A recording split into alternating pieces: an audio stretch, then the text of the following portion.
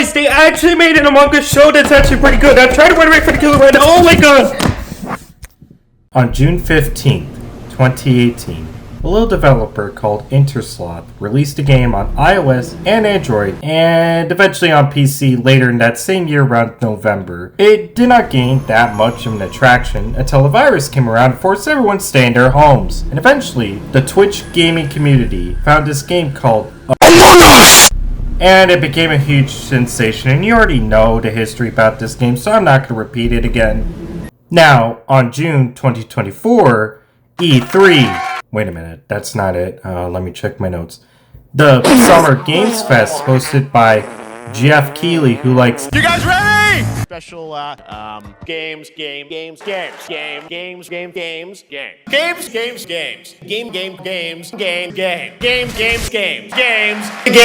In that month of game announcements, a trailer for an upcoming TV show revealed that it was Among Us. It was going to be an animated TV show that would be in the works. And literally just yesterday, June 5th, 2026, in case of this video ages, the show just got shadow dropped on a streaming service that literally no one uses, and don't tell me that South Park fans use it! Now, interestingly, the show would be handled by Owen Dennis, and this guy has worked on being a storyboard artist for things like Regular Show and a Regular Show movie. Eventually, he also got to make his own show, which I heard was pretty good, called Infinity Train.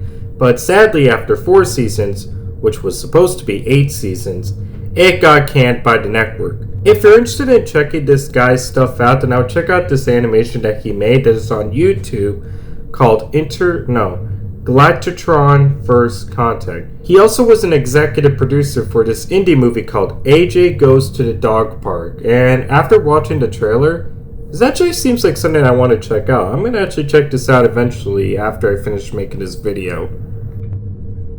Look, this could have easily been terrible. This could have been made by a team of animators who were fans of the game and wanted to make a show and then never release it because none of them know how to communicate properly, and then the show just gets canned.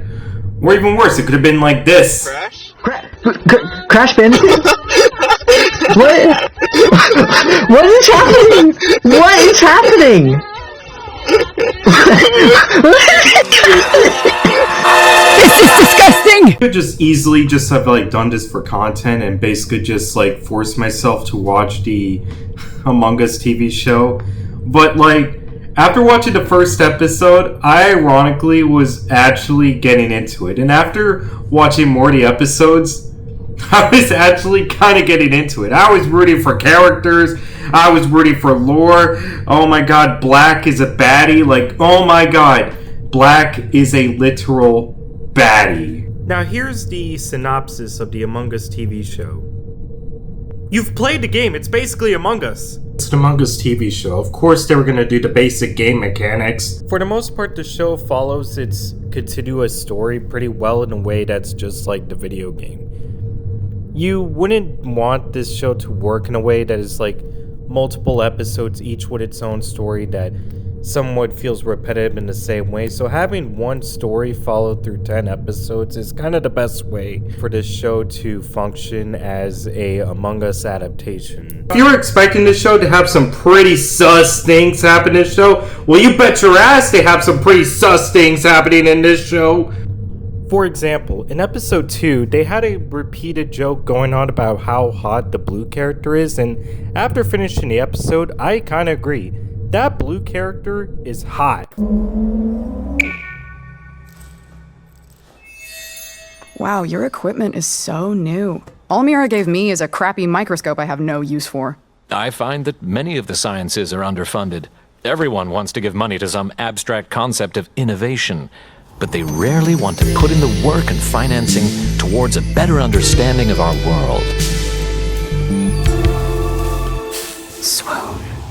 I mean, to also note, they also have and then weirdly, there was an episode where they had a literal nudity scene. Okay, we know they have hands and feet and ass. I don't even want to know what else they have.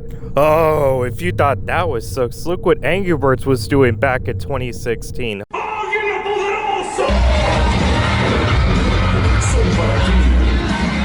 If I were to comment anything to say about the animation, that it's pretty serviceable. Expression-wise, I think they do a pretty good job of making these blob things pretty expressive. And yes, it's weird, they have feet! Okay, but I guess in terms of characters, you have blue, you have lime, you have orange, you have black, my baddie, you have cyan, you have red, you have purple, you have white, you have brown, you have green, and you have yellow. Yes, they're all named by their colors. In terms of character traits for these characters, they're pretty basic for the most part. I mean, Purple is a character that's doing his job. The captain is an inconfident captain, and this green guy is just doing his internship. I mean, you wouldn't want an episode where one of my friends just turns out to fuse it to my mom to try to seduce my dad. Yeah, I know everyone's uncomfortable right now. I'm sorry I mentioned that episode of Steven Universe. For the most part, the show stays in the Skeld map, and for the most part, they do try to actually do some character building. I meant to say world building. Yes, world building. They actually tried to do some world building in this, and I thought, okay, they actually tried something. It's not something the most craziest thing, but I actually do think it was kind of decent for what they tried to do. Now, if you're going to ask me how well do they handle the game mechanics in this TV show, I would tell you that they handled the game mechanics just fine. They do the emergency meetings, they do the task, they don't say sus, which thank God that they don't say sus. Topic real quick, because I don't know why. So, my grandma had this goodie bag that was sitting on her vanity mirror desk thing, whatever. It was sitting there for a month and nothing was open. There was candy there and I don't know what. So at this point I'm like, no one's eating that candy, I might as well eat it. And so I open it. Tell me why this thing included a $10 gift card with Robux. And you know what? I spent it and I bought some drip. I actually bought some drip. And then she calls me and she's like, where's the candy? I was gonna give it to your little cousin. We're not gonna see that little cousin in months. That candy's gonna expire in that room forever. Come on, man. We got better things to do. Oh my god, I'm losing my voice. I can only do this when my parents are gone. If my parents were here, they would see me screaming about Among Us ass, they would have kicked my ass. Especially at 9 p.m. That's crazy. And this show is actually kinda PG-13. They say a few swear words here and there, and literally they have an episode where the characters get high, and oh my god, I'm losing my voice here. But remember when I said that I repeated that they have a nudity scene? Well, literally after they get high, they get nude in this scene. Literally, the characters get nude, and I repeated that again! Alrighty, and that's the end of my review. I'm actually surprised in the year 2026 we get a pretty decent Among Us TV show adaptation. Now I'm hiding this vent right now because I hopefully hope that I do not get caught by whatever alien that's coming here to kill me. Oh my god, did you guys hear that? Did you guys hear that? Oh god, oh god, oh god. God damn!